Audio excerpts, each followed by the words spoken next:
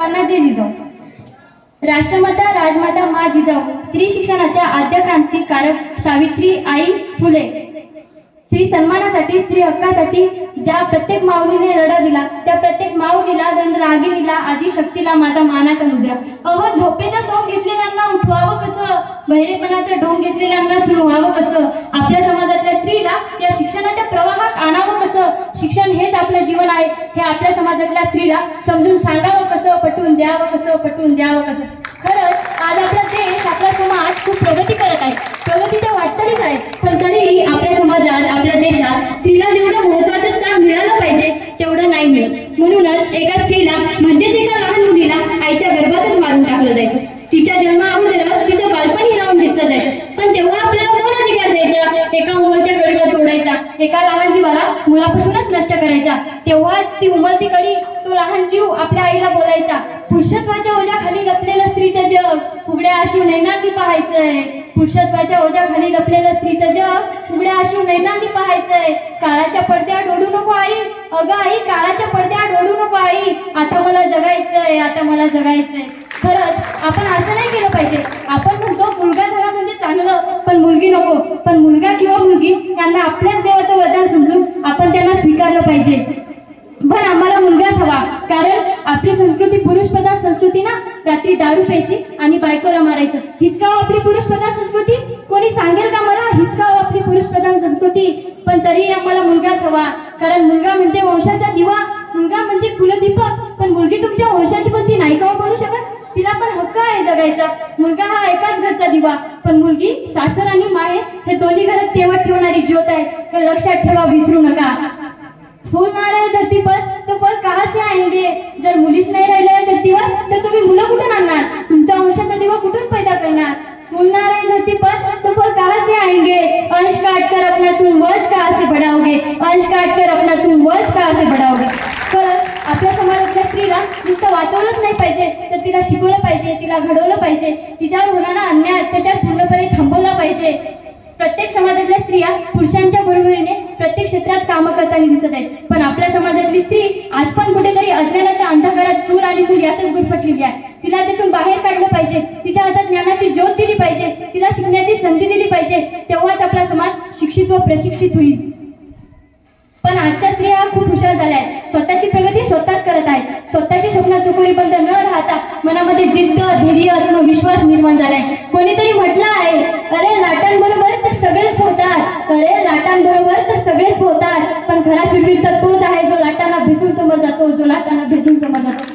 अशाच काहीतरी आजच्या स्त्रिया आहेत. पण या जगाची रीत अशी आहे, कोणी चांगलं केलं ऐका हा, कोणी चांगलं केलं तर त्याला कुठं नावं ठेवता येतील याची जागा शोधतात, आणि कोणी वाईट केलं तर त्याला नावच ठेवतात. मग अशा या जगामुळे IPS विश्वास नागरे पाटील म्हणतात, हे जग फार विचित्र आहे, याच्याकडे लक्ष देऊ नका, हे नेहमी पुढे जाणाऱ्यांवर जळतं आणि मागे राहणाऱ्यांची थट्टा करतं. असंच आपल्या स्त्रियांच्या बाबतीत आहे. आपल्या समाजात चूक कोणाची काय असे ना, दोष मात्र कायम स्त्रीलाच दिला जातो, मग तिने काही योग्य केलं तरी आणि अयोग्य केलं तरी. मग अशा या दोन्हीकडून बोलणाऱ्या जगात आपल्यासारख्या मुलींनी जगावं तरी कसं, वागावं तरी कसं? आपल्यासारख्या मुली जगावं मनमोकळेपणाने वागलं तर म्हणतात मुलीला घरचे बंधन नाही, शांत गंभीरपणे वागलं तर म्हणतात मुलीमध्ये फेस करण्याची हिंमत नाही, लग्नाला उशीर झाला तर म्हणतात मुलीमध्येच काहीतरी खोट असेल, लग्न लवकर झालं म्हणतात मुलगी चांगली नसेल, खूप शिकलेली असेल तर म्हणतात काय कामाची डोक्यावर मिऱ्या वाटेल. मग अशा या दुतंडी जगात, मी म्हणते अशा या दुतंडी जगात आपल्यासारख्या मुलीने जगावं तरी कसं? हीराप्रती असताना बदनामीला घालून मरावं तरी कसं? बदनामीला घालून मरावं तरी कसं? जगावं तर झाशीच्या राणीवाणी आणि मरावं तर झाशीच्या राणीवाणी. आता आठवलं एक प्रसंग सांगते. कलकत्त्यात जाता जाता एक विदेशी स्त्री दिसली होती, तिच्यासोबत तिच्या 2 सहकारी महिला होत्या. पोशाखावरून तर ती धर्मप्रचारिका वाटत होती. त्याच रस्त्याच्या कडेला एक असह्य अवस्थेत एक पुरुष पडला होता. त्याच्याकडे पाहायला येणाऱ्या जणांकडे सुद्धा वेळ नव्हता. त्या महिलेने त्या पुरुषाला आपल्या सहकारी महिलांच्या मदतीने आपल्या आश्रमात आणले, त्याला आंघोळ घातली, त्याला स्वच्छ कपडे घातले. त्याच्या मरणापूर्वी मिळालेल्या या वागणुकीमुळे त्याचा चेहरा उजळला, त्याच्या चेहऱ्यावर आनंद प्राप्त झाला. त्याच्या चेहऱ्यावरचा आनंद पाहून ती महिला आपल्या सहकारी महिलेला म्हणाली, जर मरणापूर्वी एखाद्या व्यक्तीला कळलं समजलं की आपली काळजी करणारं कुणीतरी आहे तर त्याचं मरण सुखाचं होईल. अहो, रस्त्याच्या कडेला पडलेल्या एका भिकाऱ्याचा एवढा विचार करणारी ती जगावेगळी आई म्हणजे मदर तेरेसा. ज्या काळात स्त्रियांनी शिक्षण घेणं समाजमान्य नव्हतं, त्या काळात स्वतः शिकला आणि तुम्हाला शिकवलं घडवलं अशा क्रांतीज्योती सावित्रीबाई फुले. ज्या माऊलीने पोटच्या पुरीला दुसऱ्याच्या घरी घेऊन अनाथ बालकांना माया दिली, ममता दिली, सोबत आश्रय दिला, अशी ती माऊली म्हणजे माई सिंधुताई सपकाळ. जर आपल्या समाजातल्या स्त्रिया शिकल्या तर यातल्या नक्कीच कोणी काहीतरी बनू शकेल. मग त्या अनेक यशस्वी स्त्रिया असू द्या, मग ती इंदिरा गांधी असू द्या, कल्पना चावला असू द्या, किरण बेदी असू द्या, प्रतिभाताई पाटील असू द्या, किंवा पहिली आय एस म्हणजे कलेक्टर अण्णा राजन जॉर्ज असू द्या. मग आपल्या समाजातील स्त्रियांना शिकण्याची संधी उपलब्ध करून दिली पाहिजे. तेव्हाच ते आपल्या समाजाचं नाव